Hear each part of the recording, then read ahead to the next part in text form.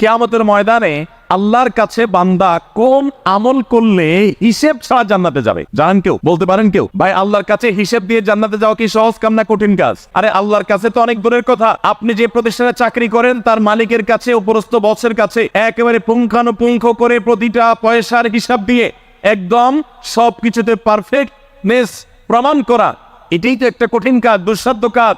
সেখানে সারা জীবনের হিসাব আল্লাহর কাছে দিয়ে পাই পাই করে তারপর আপনি জান্নাতে যাবেন, বিষয়টা এত সহজ না। তাহলে হিসেব ছাড়া আল্লাহ তাআলা এমনিতেই বলবেন হিসাব টিসাব নাই, তোমাকে এমনি জান্নাতে দিলাম, এটা চান আপনারা?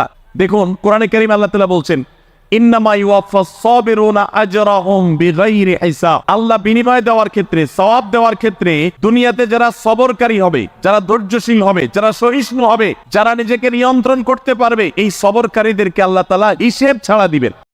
নামাজ, বিশ্বনবী ইন্তেকাল করবেন, রূহ বের হয়ে যাচ্ছে, দুই তিনটা শব্দ বললেন, এর মধ্যে একটা ছিল সালাত। আর সালাত, উম্মতেরা নামাজ, নামাজ, নামাজ ছেড়ে দিও না। আমা মালাকাত ঈমানুহুম। মানুষ তিরমিজি শরীফের 1080 নম্বর হাদিস, ক্বালা রাসূলুল্লাহ সাল্লাল্লাহু আলাইহি ওয়াসাল্লাম, আল্লাহ নবী বলেন, আরবাউন মিন সুনানিল মুরসালিন, সমস্ত নবীদের সুন্নাত চারটা। দুনিয়ার মধ্যে যত নবী রাসূল সবার সুন্নাত হলো চারটা। সামনে উলামারা ছাড়া অন্যরা বলেন তো সমস্ত রাসূলের সুন্নাত কয়টা? আর জোরে। 1 নাম্বার আল হায়া, লজ্জা। 1 নাম্বার আল হায়া, লজ্জা। এই হাদিস নিয়ে আমি ভাবি যে সব রাসূলের সুন্নাত চারটা, 1 নাম্বারটাই লজ্জা। 1 নাম্বার লজ্জা। 2 নাম্বার তাআত্তুর, আতর, সুগন্ধি মাখা। 3 নাম্বার সিওয়াক, মেসওয়াক করা। 4 নাম্বার নিকাহ, বিয়ে করা। কয়টা সুন্নাত? ওলামায়ে কেরাম ছাড়া অন্যরা বলেন 1, 2 আতর, 3, 4 বিয়ে করা। মনে থাকবে তো?